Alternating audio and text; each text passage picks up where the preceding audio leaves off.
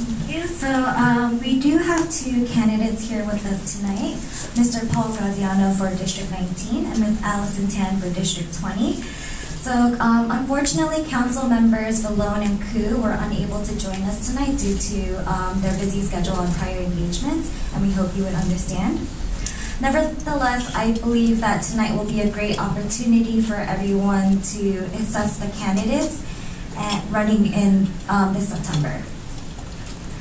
I'm just going to introduce Mr. Paul Graziano first, seeking to represent District 19. Mr. Paul Graziano is a lifelong resident and native of North Flushing and lives in the house next door to his parents with his wife, Ella, son Theo, and stepsons Philip and Martin. After attending local schools, he graduated from the Bronx High School of Science, University of Massachusetts for his bachelor's, and Hunter College for his master's of science in urban affairs and planning. For over 20 years, Paul Graziano has been protecting the neighborhoods of Northeast Queens from overdevelopment, including North Flushing, Bayside, Auburndale, College Point, Whitestone, Douglaston, and Little Neck. He is the author of the downzonings, which were adopted during the past decade to help curb overdevelopment, and created the R2A zoning district to curb the construction of McMansions in our neighborhoods. Some of Paul's other big accomplishments include helping save Fort Taunton in Bayside and having it turned into a public park, getting neighborhoods and important buildings of the council district landmarked, and most recently in June, stopping 45 acres of public parkland from being given away to developers to build a mega mall in Flushing Meadows Corona Park. Mr. Paul Graziano has also been involved with and assisted the Korean community in particular on major issues, which he has explained that he will discuss more in detail later on. So can we all welcome Mr. Graziano to the stage?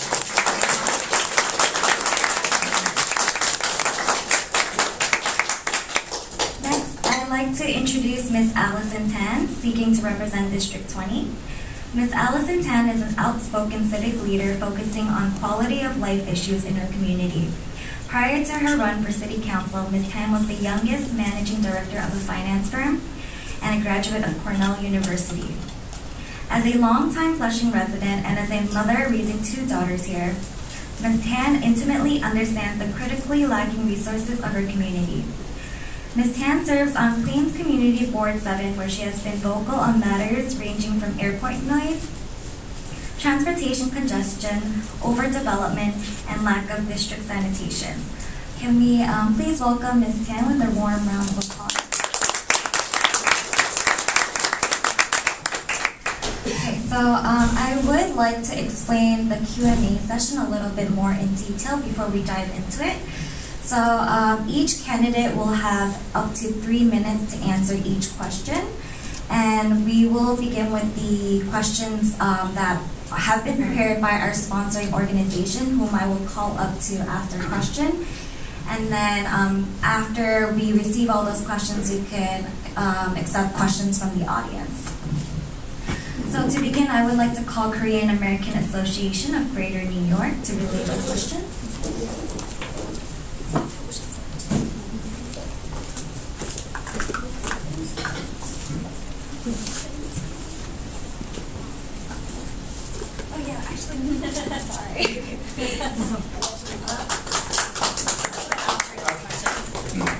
시간 관계상 바로 질문을 하도록 하겠습니다. In order to save time, I'm just going to skip my greeting. I'm going to go directly to my question.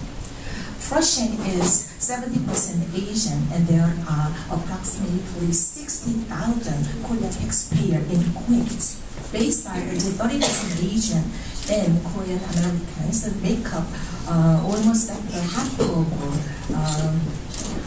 that diversity. So, as president of KACE, Korean American Association of Greater New York, I would like to know what your budget is and what percent of that budget you plan on using for the Korean community. That is my question. I apologize before you answer the question. I won't take away your time. Can you just briefly, open with a welcoming remark to the audience? Sure. 안녕하세요. Thank you for inviting me tonight. And I'm really happy to be here. Thank you.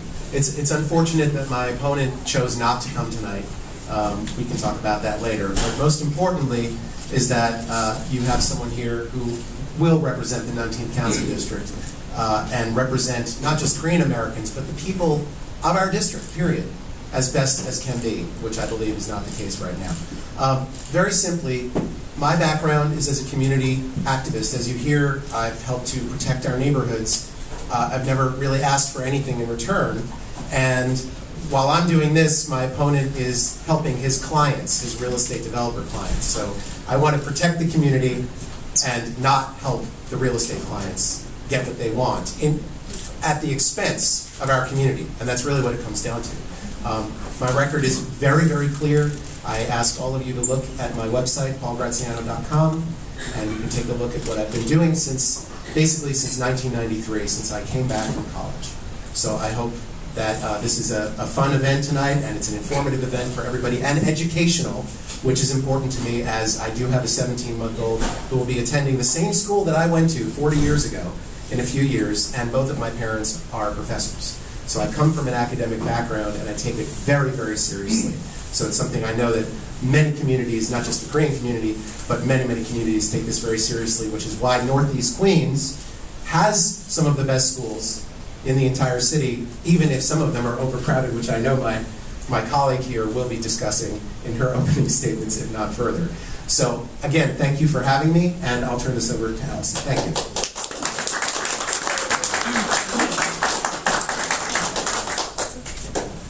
Good evening, everyone. I'm really, really grateful to be here tonight.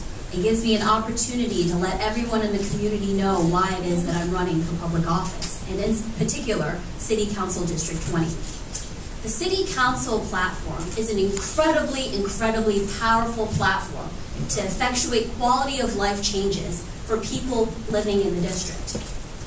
I'm raising my 2 little girls here in Flushing, and I want my little girls to be proud one day when asked, where do they grow up, to say, we grew up in Flushing. I know the environment that my children grow up in is going to impact their self-confidence and their outlook in life. Unfortunately, Flushing, for many of us, is not a place that we feel very proud of currently. It has not gone down in the right direction. When we go to downtown Flushing, there is a clear lack of sanitation. There is garbage everywhere, traffic congestion, so difficult that people are deterred from coming here. In the suburban areas of the district, towards the areas of Fresh Meadows, Auburndale, really, really beautiful neighborhoods with a lot of characters, those neighborhoods are facing mass destruction by illegal conversions that have been unchecked and unregulated. Overdevelopment that has plagued the entire district, whether it is downtown Flushing, or Fresh Meadows, or Auburndale, or Whitestone. It is one of the biggest issues that we are facing in our district. Our council member has failed to address this in the 8 years that he has been in office. He's been in office for 8 years, and these problems have just gotten worse.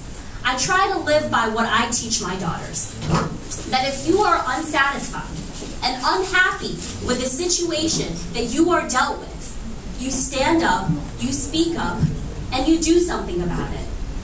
I'm also inspired by the words of former President Barack Obama, who said that if you are unsatisfied, grab a clipboard, collect signatures, and that is exactly what I did.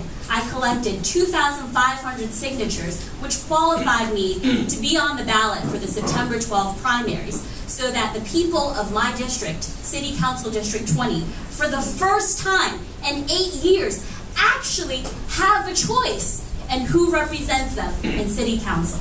Thank you.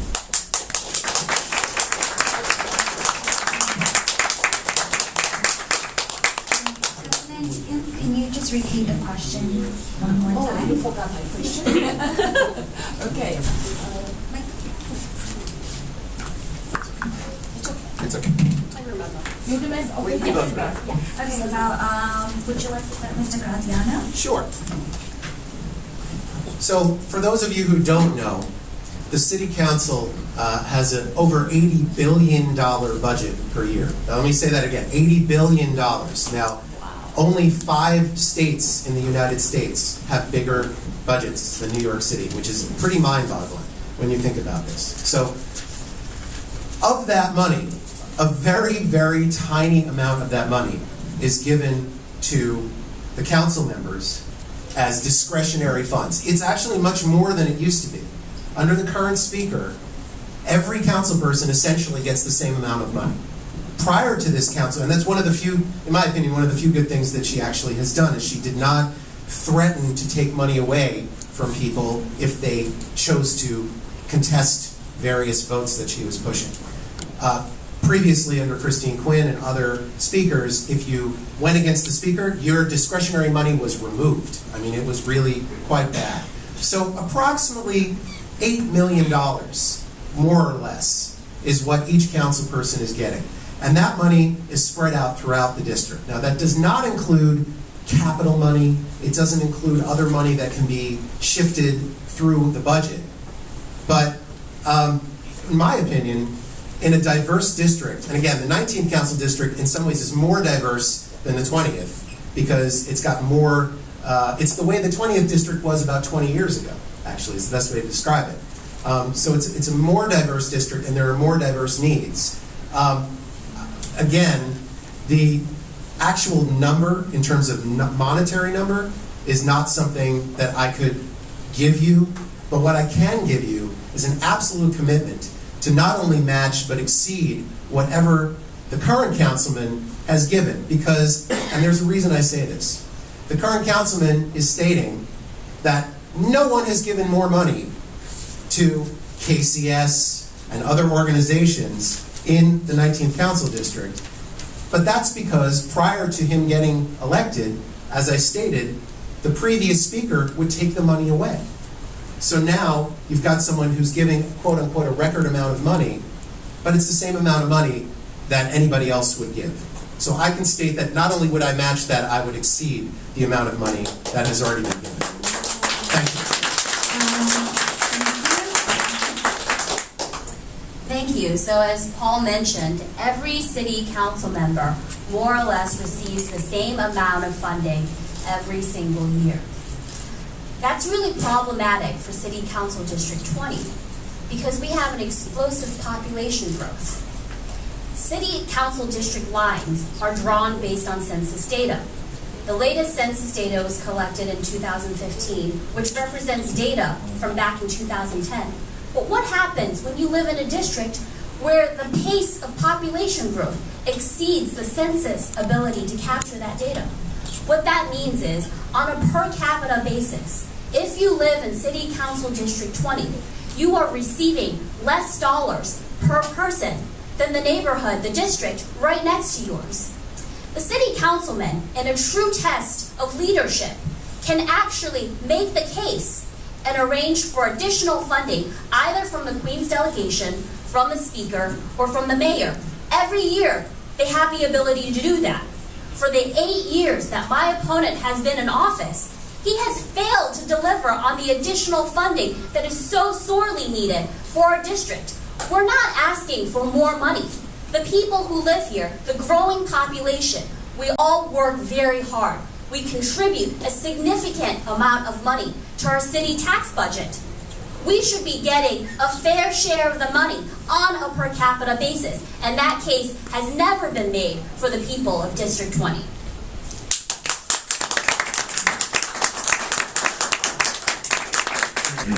Next, we have a question from Korean American Associations of Queens, New York.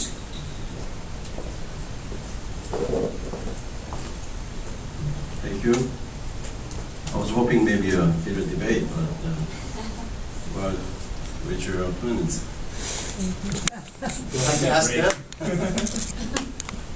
All right, so welcome anyway, and thank you for having come with us tonight. As previously the President mentioned that we have such large Korean and Asian population in your district and in this district. And just give me one example, one policy that you think that you push so hard to be implemented in the city council if you get elected, and what will be and how it's going to affect directly to our daily lives in this area. There's a policy that already exists, which is really easy for our councilmen to just opt into. It's called participatory budgeting. It's where the community actually gets a say in how much funding and what that funding is being spent toward. People in the community dictating where additional money is needed.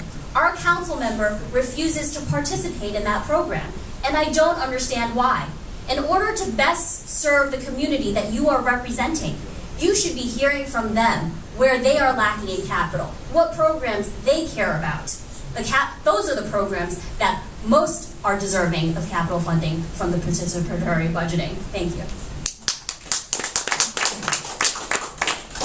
Well, the best way to describe this, I think, is to say that I've never been elected to office, but in the last 15 years, I've passed more legislation than most people who sit on the city council today. And certainly more than my opponent, who actually came in last in a survey a week ago, stating that he had the least amount of legislation enacted in the entire city council, which is fairly staggering and astounding to me. Most of the work that I've done for 15 years has been to pass land use legislation. And it's interesting because Allison is talking a lot about how, we've got this explosive growth in downtown Flushing and all of this development. Well, this has to do with very bad land use policy. And my entire focus has been on land use policy, because land use policy, it educates and infers every other policy in the city, and people don't think about this. The more people you have, the more stress you have on infrastructure, on schools, on sanitation, on whatever you can think of. If you cannot, on sewers especially, which we have a huge problem in downtown Flushing and in the rest of Northeast Queens for that matter. If you cannot manage growth, which the city doesn't do in general, if you cannot manage growth, then you're destined to failure.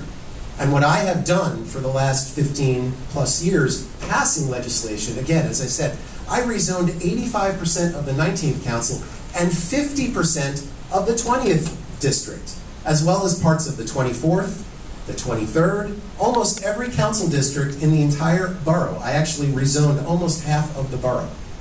Again, mostly as a volunteer to protect these neighborhoods so that people can continue to have really great lives and can strive to get out of places that aren't so great and move into places that are better. We want downtown Flushing to be successful. It is over-successful. This is part of the problem. There are too many people in downtown Flushing, but the answer is not to spread development elsewhere. It's to come up with an absolute solid plan on how to deal with development issues. And the main issue of that as a legislator is to write laws, change land use laws, which again educates transportation, lack of adequate transportation, lack of school seats, lack of services to the community. And just as a quick thing to what you said prior, and again, we're not fighting each other here. I'm coming here to just, part of the problem has to do with the census of 2010. The census of 2010 undercounted downtown Flushing by at least 35,000 people. Had it been counted correctly, the district would be smaller. The money would be more adequate for the district. So this is part of the problem. So we have to make sure that as legislators, when we get elected, we will be able to make sure that the districts are drawn correctly so that we can make sure that the money can be spent in the correct way. Thank you.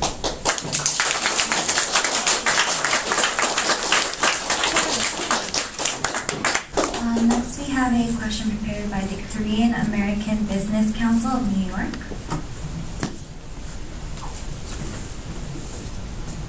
Thank you very much for inviting me.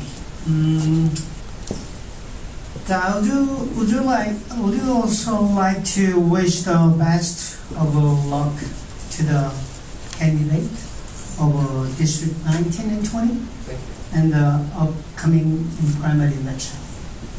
Again, my question is the change in route from the LaGuardia Airport is causing high discomfort for residents in the Northeast Queens area. Please tell us how you plan on addressing this issue. I'm sorry, I didn't understand the first part of your question.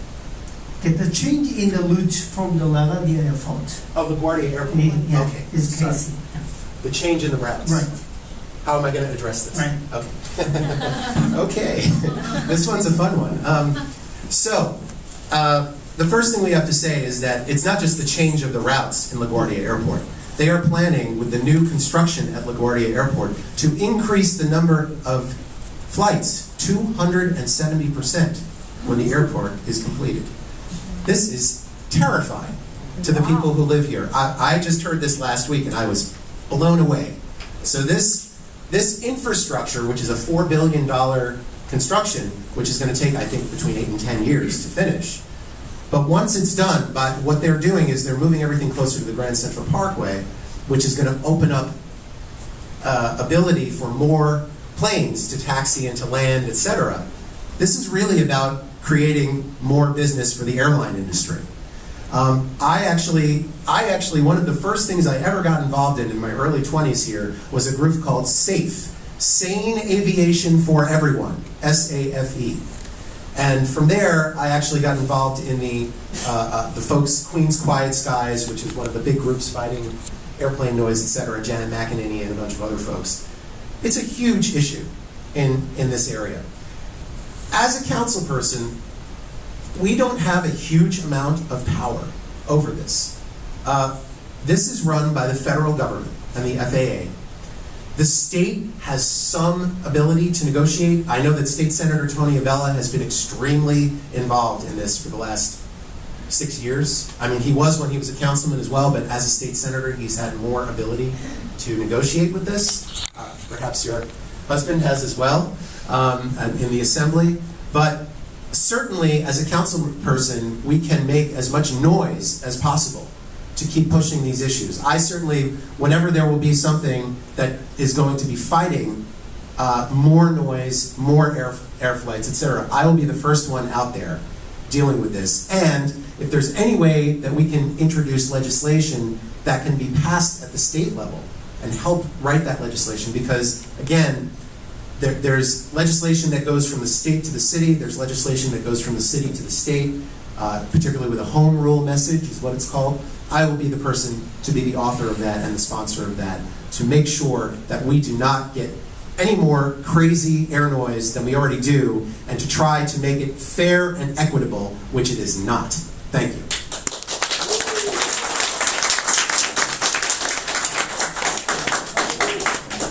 As a resident of downtown Flushing, myself and my family are all too familiar with the pollution of the airport noise pollution. There are nights when I'm trying to put my baby daughters to sleep, and the windows on our apartment shakes because of how much and how close the airplanes are flying ahead of us. These are issues that are significantly detrimental to the quality of life for many of the residents. And there have been many calls and resolutions from the City Council to try and address these issues. But as Paul mentioned, City Council, this is an FAA issue that is governed by our federal government and to some extent by our state government. But what the City Council can do is allocate money that is available in the City Council's budget to help insulate some of the homes which were built before all of the airplane traffic. At a time when they didn't have to deal with the noise, the city budget can help insulate, form funding to help these homeowners insulate their residences so that in the meantime, at least they can get a quiet night's sleep.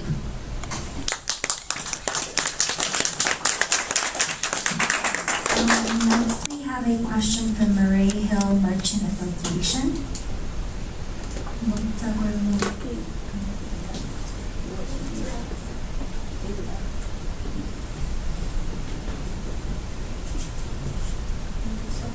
Okay, I'll just move on to a question from the Korean American Senior Association, or Samchune. They actually passed over the question over to me, so I'll just be asking it in place of them. So our biggest concern is the lack of senior apartment complexes for senior members of the Korean American community in District 19 and 20. Due to language barriers, we would like the availability of a senior apartment for the Korean American community. We find ourselves struggling to find apartments here and find ourselves trekking beyond Queens to find apartments. How would you tackle these barriers that our senior community faces when searching for senior apartments?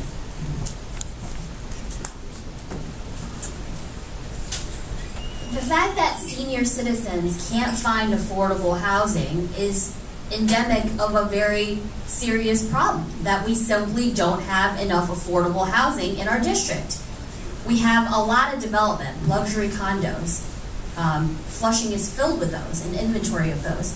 But yet many of the people who have lived here for generations, and many of the new immigrants who can't afford to live in the luxury high-rises, cannot find an affordable place to stay. In my background, having worked in finance covering the real estate sector, it gives me an incredible ability to hold developers accountable. Whenever developers negotiate the number of affordable units that they can deliver to a community based on a density bonus, being able to build higher or with more square footage, the biggest reason they utilize to knock down the amount of affordable units is that the project is not feasible if you have to deliver certain units.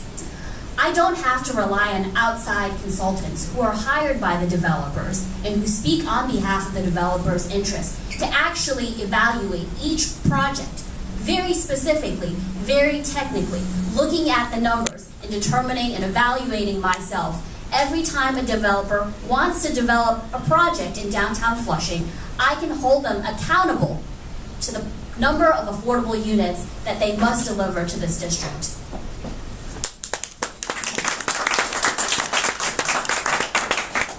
So, part of the problem, and some of this is part of what Allison said, but I'm going to go a little further, which is that part of the problem has to do, again, with the way that the city develops. The city develops as of right. Zones are created.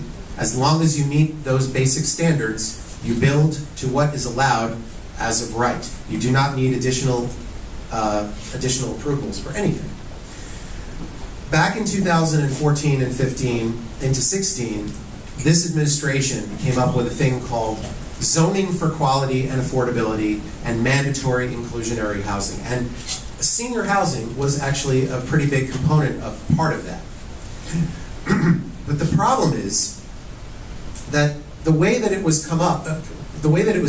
designed, it was designed by the Real Estate Board of New York. The Real Estate Board of New York represents all the big developers in the city. So the rules that were written really did not create the incentives, and this is what you're talking about, but I would go further than that. It didn't create the incentives, but also the framework that they came up with was terrible. And I actually, for a year, spent a year going from community board to community board, from civic group to civic group throughout the entire city to try to shut this thing down. And we were partially successful. We got about a third of it changed. A lot of it having to do with lower density areas, but even for some of higher density districts as well. The point is, until you create a system where every new development requires affordable housing, whether it's senior housing or affordable housing, that it's built in to the system, you will never get the affordable housing that you need. What has happened is they created a system where they will rezone new areas. West Flushing was one of those areas that was brought up. Other areas across the city, new areas to be rezoned to allow for affordable housing. The problem is, except for one, every single one of these has been denied by the council people because the council people passed these laws and don't want it in their own neighborhoods. So, I propose, and again, as a land use person and someone who's been doing this a long time, there are many, that the best way to approach this, and many other cities have done this around the United States, is that as of right development must include 10%, 15%, 20%, whatever that number is, must be affordable. It's a really simple thing. If you build a building with 400 units, 80 units should be affordable, whatever those numbers are, because there's different categories. Instead of creating a system that doesn't really work. So, as I said, the system has now been in place for 2 years. A single rezoning has occurred, and the entire community was against it because it didn't actually respond to the people in the district. This is East New York, where the average family income is under $30,000 a year for a family of 4. And the affordable housing was going to be available to families making up to $110,000. So how are these folks going to compete with the other people in this lottery? And really what it was a sneaky form of gentrification into that community. So the most important thing is to come up with a system that forces developers to build affordable housing as of right, rather than create incentives that will just create more density, more luxury development, and for every 300 units, yes, 30 units or 50 units of these rezoned areas will get it. But compared to the luxury condominiums and all the luxury development, we will be further and further and further behind throughout the entire city. So that's my proposal, and it's pretty radical to the people who control this city, but if I get elected, believe me, it's going to be a problem for them. So that's what I have to say.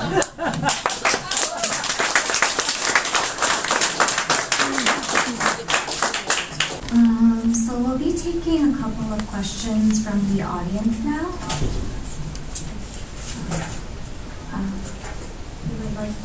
We'll begin here and then here.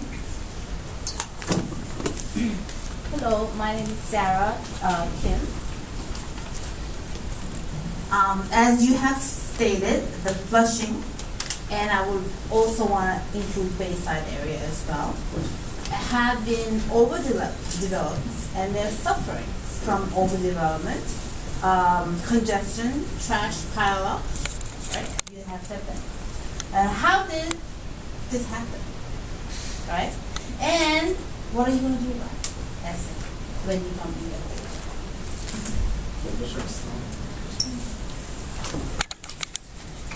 It's easy to answer that question. How did this happen? Lack of oversight by our council member, whose sole job it is to provide oversight of these massive developments that impede our quality of life.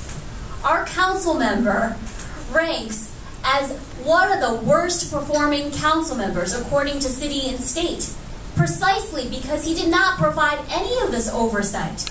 It's a free market enterprise when it's unchecked and unbalanced by the people that we elect to hold people accountable. Development will run rampant. It's simply lack of oversight. That's the reason. And your second part of the question is how we would address it. Paying attention, not focus on running your side business of pharmacy chain stores, devoting 100% of your time to the job that taxpayers pay you to do. Focus 100% of your energy on what it means to be our council member, who is our most local elected official, who should be accountable for addressing constituent cases, passing sensible legislation that helps better the community members' lives. I mentioned it before, but I'll mention it again.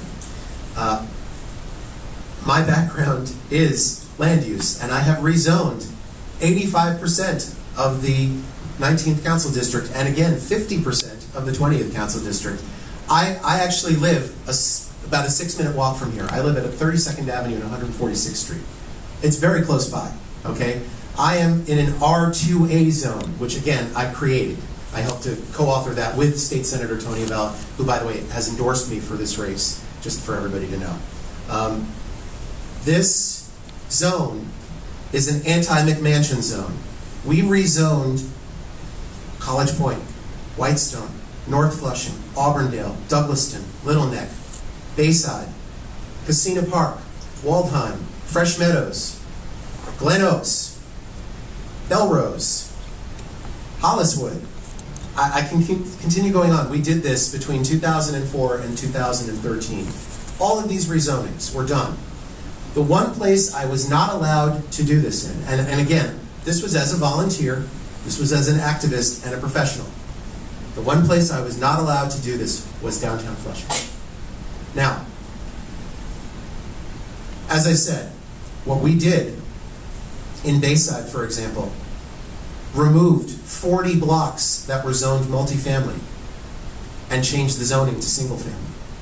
We saved over 1,000 single family homes by doing this.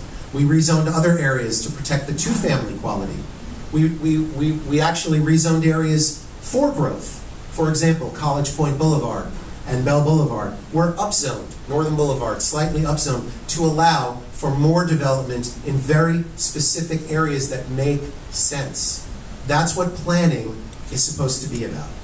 And unfortunately, we're dealing with a map that's 55 years old, that was created by Robert Moses, and many of you may have heard of him. He's the guy that essentially created the mess that we live in today in New York City. All the highways, all the public housing, all of the development. And I have been trying to fix his map for almost 25 years. Downtown Flushing was zoned for massive development. And it wasn't until I was in my 20s that I started reacting to this, because again, when you're a kid, how are you supposed to react to these things? Okay? So basically my entire adult life, I have been trying to help not only the outlying communities from downtown Flushing, but even areas within downtown Flushing where illegal development has occurred, where someone got an approval for a 10-story building and tried to build a 14-story building, for example.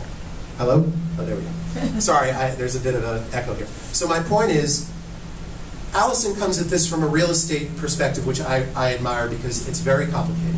I come at this from a land use perspective, which deals with the real estate perspective, but takes it in a slightly different direction.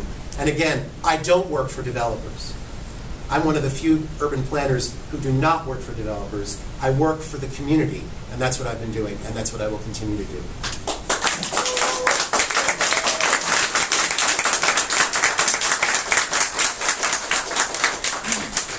You're urban planners that really want a lot of work. But we are, as a Korean American, we want to know what is you do for urban so far. Okay, I can. Hello.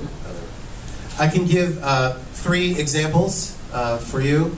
The first is probably the farthest back, which is almost 15 or 14 years ago.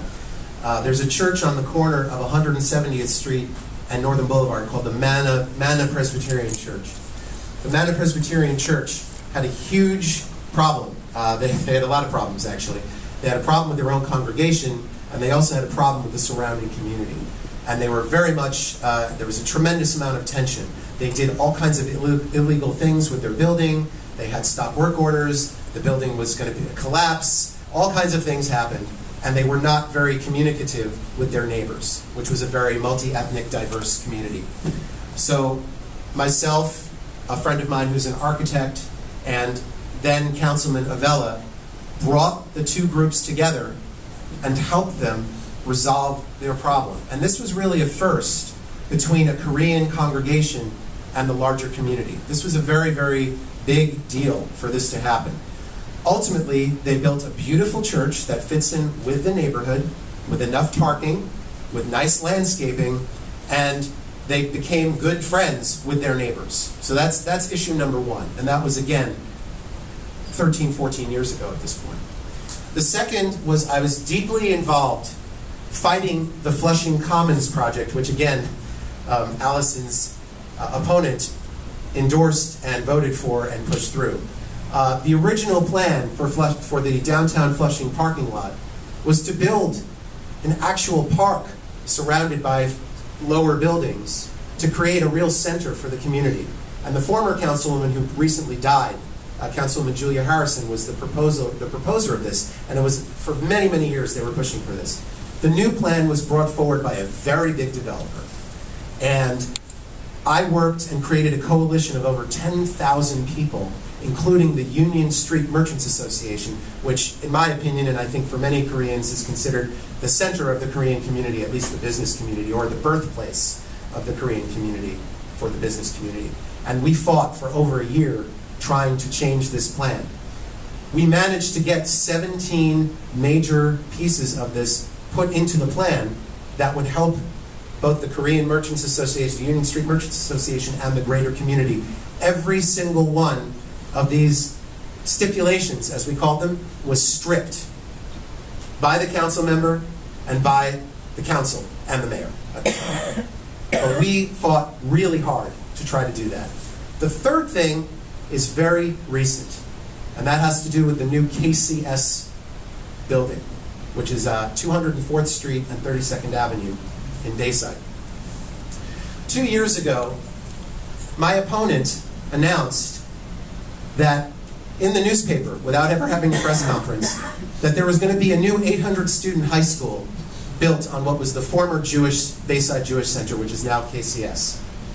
What most people don't know is that KCS was negotiating to buy that property, and the councilman tried to stop them from buying this property by putting and proposing an 800-student high school 3 blocks away from another high school, Bayside High School. Myself, State Senator Tony Avella, the surrounding civic associations, the neighbors, fought against this. The Community Board 11, we organized. We fought this for 6 months. The school's construction authority lied to the community. They lied to the community board. The councilman lied to the community and the community board. The entire thing went forward until the community board met in November. We got over 4,000 letters sent to the councilman. He refused to change his position. At Community Board 11, 300 and something people showed up. The vote was 35-1 against. Half an hour after the vote, the councilman put out a press release saying, "I am now against the school." However, he then, for the next 3 weeks, tried to say he was against the school, but the school was still going to get built. And this went on for several more weeks. We continued to have rallies outside of his office. 3 weeks later, the school's construction authority, for the first time in their history, ended a contract that they had already signed. And it was because of the community board, State Senator Tony Avella, civic leaders, and myself. The council person is now claiming that he's the person that brought KCS to this site.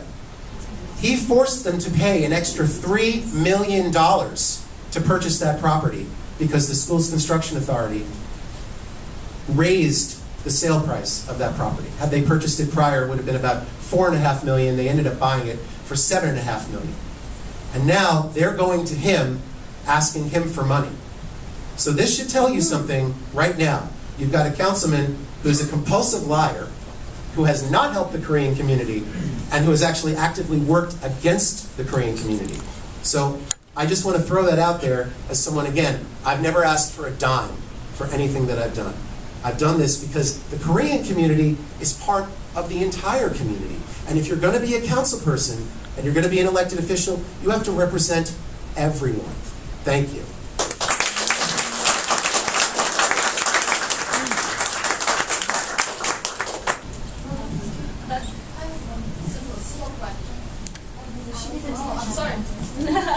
I believe the question from Ellen was what your contribution to the Korean American community is from the land use perspective. I want to answer from the perspective of a proud mother of 2 beautiful Korean Chinese girls that will be growing up here. I am also the proud daughter of 2 hardworking, incredibly loving Korean American parents who have immigrated to this country and sacrificed everything so that me and my husband and their grandchildren can have a better life. Flushing is an incredibly diverse district. The largest demographics are represented by the Chinese American community and the Korean American community.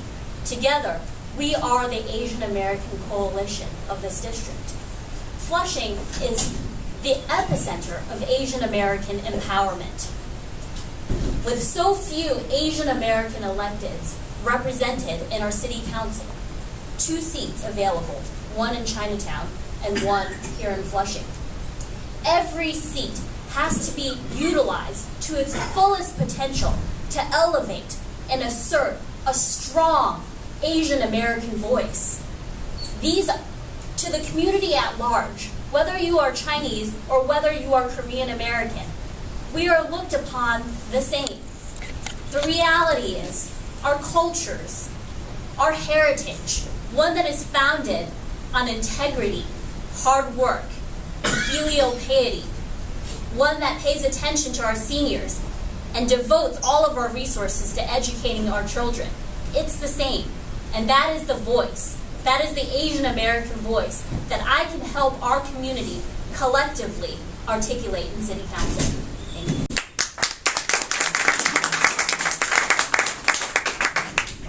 Yes, I have a question to Alison Tan. It's Tan since because I live in Flushing and also care very much about Flushing, but it's involving development issue. Therefore, and the knowledge of this field that Mr. Graziano will have so much more than Ms. Tan. And so hopefully that Mr. Graziano could help out answering this question, okay?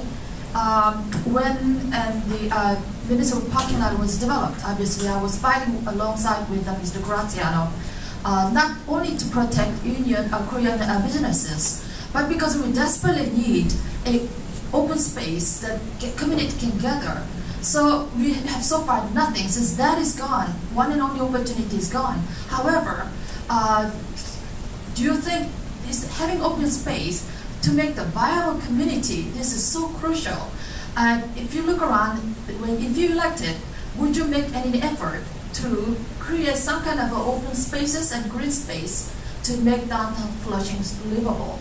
That's the first question. And second, and when they're building, they change the zoning so that they keep building higher buildings. When they're building these things, they always, as an exchange, they promise to allocate certain square footage of their building for community service, community center of that kind of nature. But I observed that never happened. They promised and they get approved as a condition, but they never follow through. I have seen going after case building after building, one like called Hotel 1 on Union Street and North Boulevard that I vividly remember because one was there at the hearing and all that. So they're supposed to allocate 2 floors of the 8th story, supposed to be allocated for community facilities, and as well as all other buildings. And currently, the municipal parking lot development, they're supposed to have a largest state-of-the-art YMCA's to be founded and moved there for the whole Queens, people, and it's going to happen.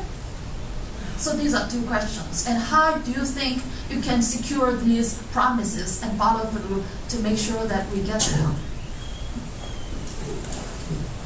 I'd like to first address your first statement indicating that I have less of an ability to address and deal with developers than my colleague, Paul Graziano. I mean, he's great at land use. That's a very important set of knowledge. But also an important set of knowledge in developing with developers is understanding the real estate aspect of the business, the motivations, the profit drivers. Those are the reasons why developers require more density bonuses to develop higher and more dense in return for a certain amount of affordable units when it is not mandated as of right, as Paul Graziano has proposed. In situations like this, you need somebody who understands the real estate business, the finances, the feasibility, the studies that are conducted by consultants to evaluate the impact of the development on the community and the profit generated as a result of the development project. You would be not negotiating in the best place if you cannot sit at the same table as the developers and call out their BS when they come around to you and run circles around you with their lawyers, with their consultants, speaking the real estate lingo. You need somebody at the table who can speak the same lingo and tell you, hey, your IRR requirement, your ROI, the amount of profit that you're deriving from this project and your equity multiple, it is high enough that you do not need extra density bonuses. It is high enough so that you can feasibly develop this project and include more affordable units than you had initially proposed. So that's what I bring to the table.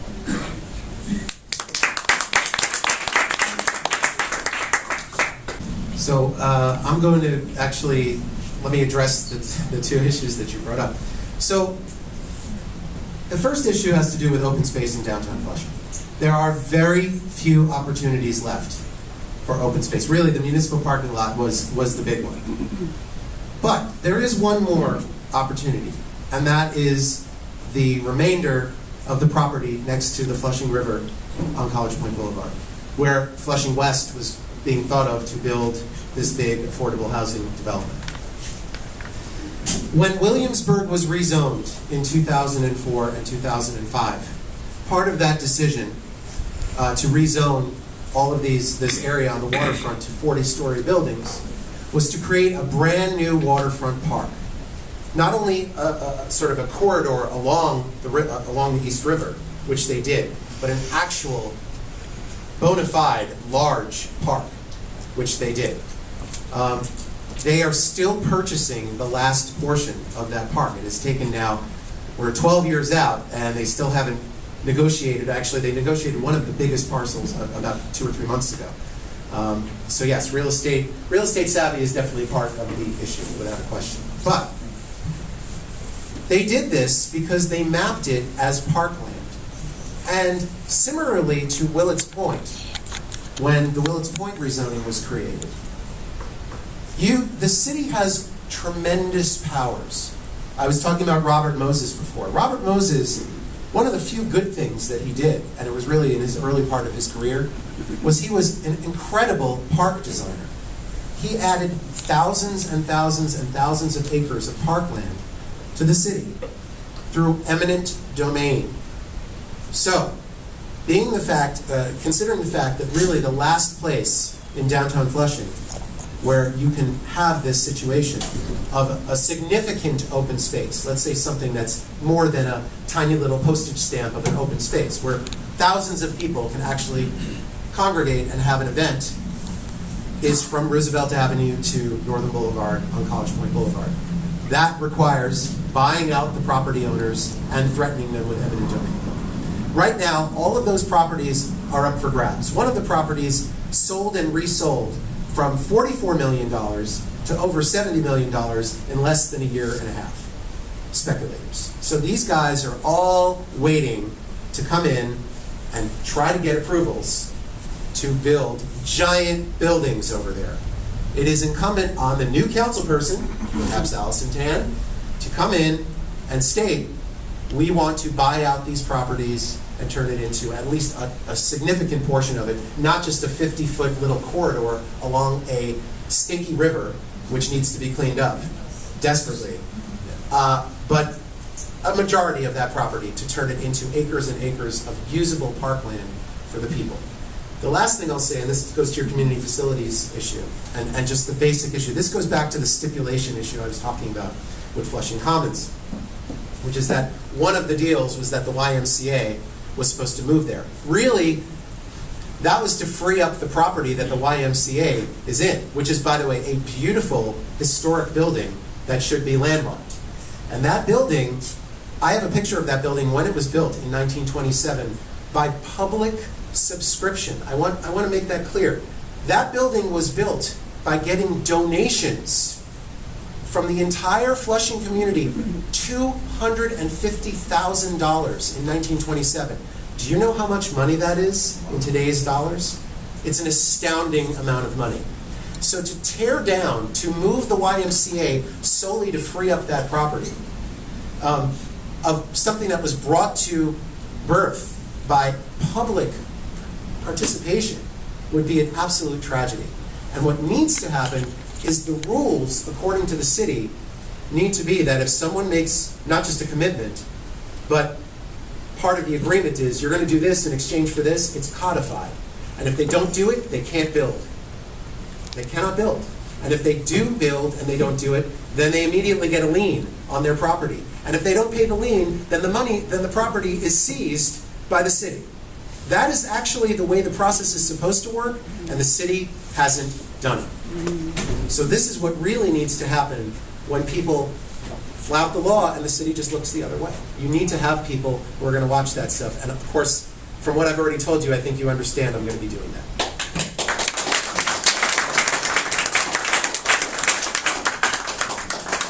unfortunately, due to time constraints, we're going to be wrapping up tonight's Q&A session. And I do think that today's session was definitely enlightening. And before we close tonight's event, I think I'm sure you would all like to join me in thanking candidates Mr. Paul Graziano and Ms. Allison Chen for joining us here tonight.